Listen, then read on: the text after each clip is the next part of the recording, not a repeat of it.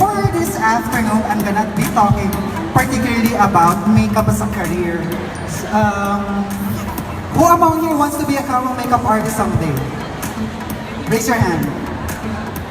So only a few. How about gusto lang the feel of applying makeup on yourselves. So both, no? But particularly for this afternoon, I'm gonna be talking about makeup as a career, no? So let me just talk about a bit myself. I've been doing makeup for more than a decade already. So I started in 2001 as a makeup artist. So I've been working with different media formats na. So I tried TV, I tried movie, I tried editorial, and all of sorts of the things. Because back then, when you're a makeup artist, you get to do everything. So before I start, I'm sure everyone is on Instagram, right? Sino dito ang nasa Instagram? So, I'll ask everyone to whip up their phones and go to Instagram. So, I want this to be really interactive and casual. So, you can find me on Instagram because what I'm going to do is I'm going to use Instagram as my presentation tool for this afternoon. Para mas masaya, diba? So, do you have me on your Instagram already? Yes? Wala pa? Okay. So, my first line is, my first post actually.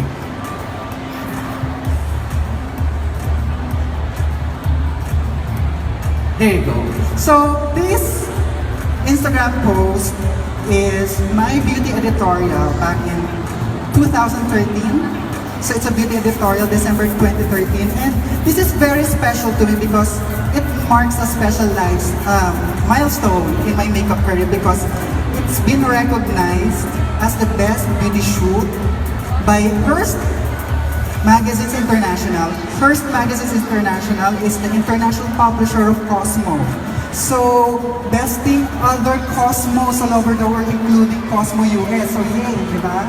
So, masaya. Effort put into it, parang all glitter, all glam, all masaya. But actually, there's a lot of something else underneath this effort, no? The next slide, yan. Our very own EIC, Ms. Mirza, with the creative director, right, of Hearst, no, awarding our gold standard, no. So it marks a special milestone because I realized that as a makeup artist, this is something that I really want to do. This is something that parang I kind of awakened me na, oh, I want to do more editorials. I want to do more creative stuff. I want to do more something that will take out from the real to very siguro fantasy or make believe, no?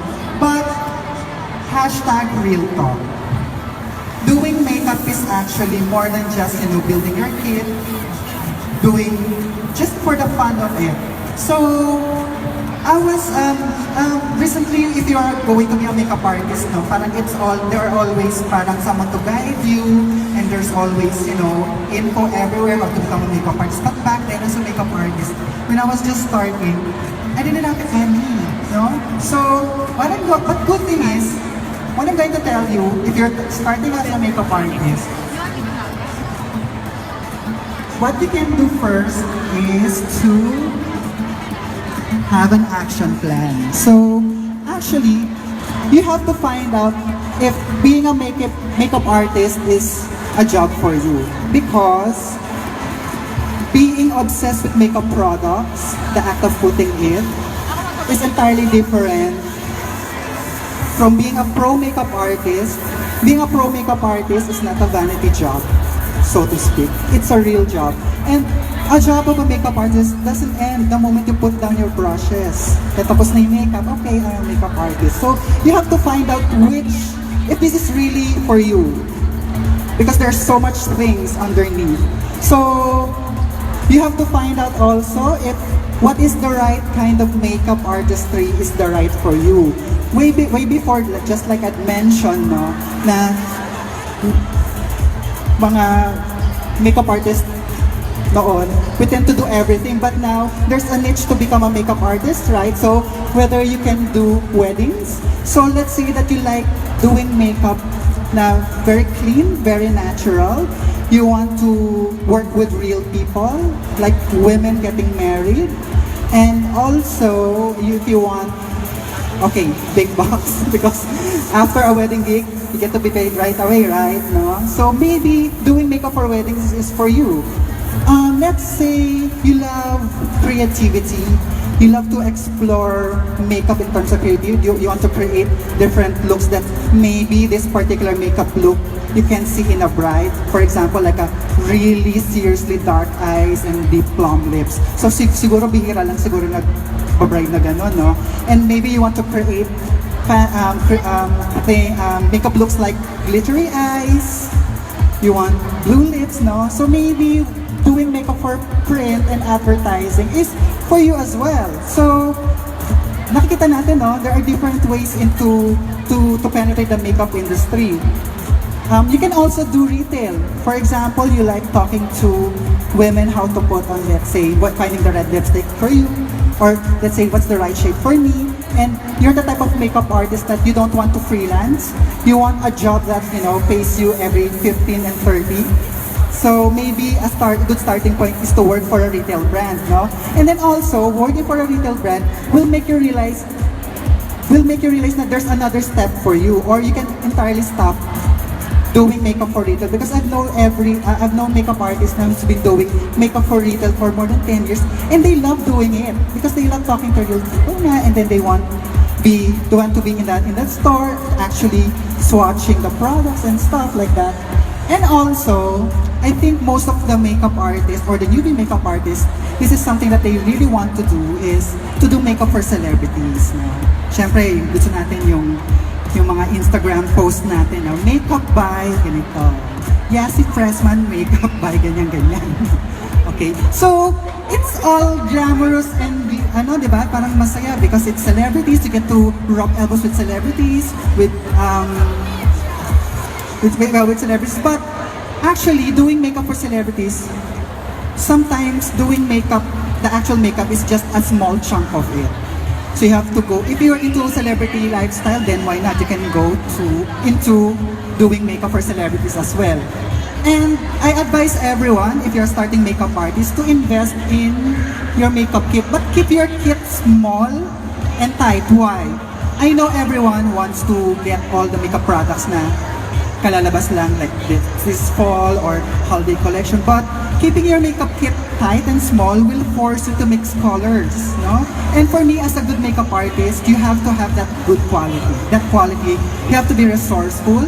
You have to know your color wheel. You have to know if I mix this color or this texture, you can come up with this kind of makeup of texture. Okay, so moving forward, we have. These are all the makeup books that I have, that I accumulated over the years. So, personally, I love reading. And for me, reading and actually touching the books, touching the pages and looking at the makeup looks, it has somehow a magical effect on me. So parang, pag hinahawakan mo yung pages, parang humihigop mo yung creative energy, no? So, what I'm trying to say here is to never stop learning. I'm sure everyone wants to enroll in a makeup school. There's no problem. If you have the means, why not? But if you don't have the means, you have to find everything that you have. Like, you have internet, you have magazines, you have ganyan, no?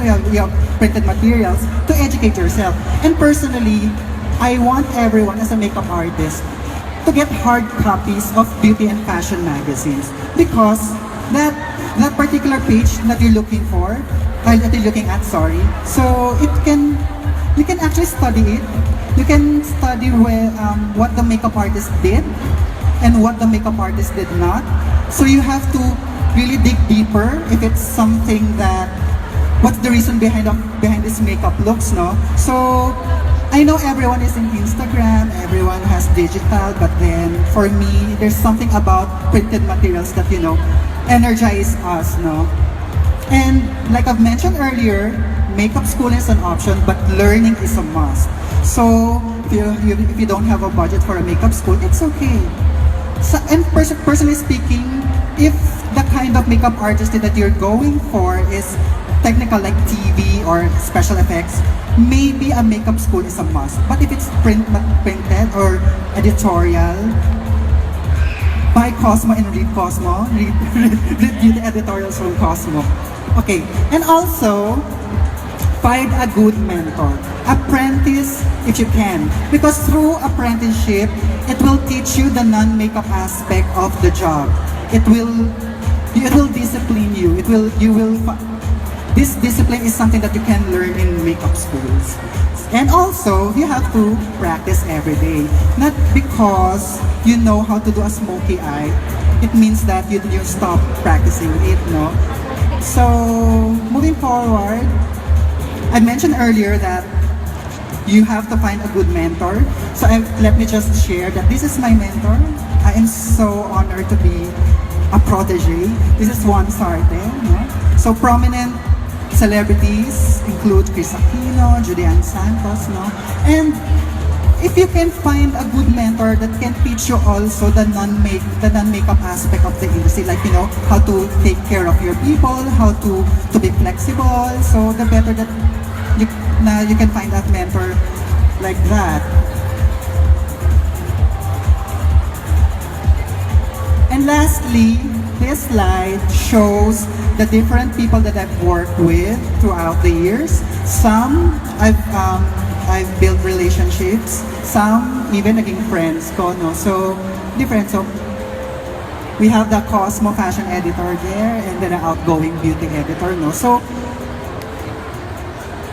you have to cultivate the right attitude. So, by speaking by experience, all throughout like 10 decades of makeup, I have noticed that most people would want to work with a makeup artist who is not exactly exceptional, hindi sobrang galing, but very flexible and cooperative than with someone who has superior skills but difficult to work with. So let me ask you, would you want to be that makeup artist who is flexible and comfortable to be with than with a makeup artist who's very uptight, super galing, can do probably a cat eye in 0.5 seconds but super difficult to work with? So this is something that you want to really think about. And also, you know how when it comes to shoot, it becomes so, parang everyone becomes so jittery, especially if you're working with celebrities and with clients. So, as a makeup artist, you have to be a calming force of nature. You have to learn how to calm people when everyone gets stressed na parang there's a particular look that hindi na a-achieve through photography or kung whatever format that you're doing makeup for. And lastly, I think this is the most profound tip that I can tell to aspiring makeup artists out there. Take your time, but don't waste your time. Ano ibig sabihin nito? Take your time. If you think you've been doing makeup, let's say, for 5 years already, and then no one notices your work, you have to take your time. Also build relationships with people who can recognize your talent, and don't waste your time with people who doesn't recognize your work. No? So, in my case, I've been doing makeup since 2001. It is only in 2011 that I did my first beauty editorial. So imagine the span, no? And for me as a makeup artist, the real validation as a being makeup artist, if it can do beauty editorials. So ito yung mga pages na ang pinag-uusapan, it's all about makeup, not about the clothes, not about the celebrity. So, in my short span of time here in the stage, so I hope I will be able to impart some nuggets of wisdom to everyone. So, there you have it. Thank you very much and have a nice afternoon. Thank you very much once again to Cosmo contributor and editorial makeup artist, and of course, our third Cosmo Beauty Council, Archie Tolentino. A round of applause for him once again. Thank you for sharing what you have learned in the business.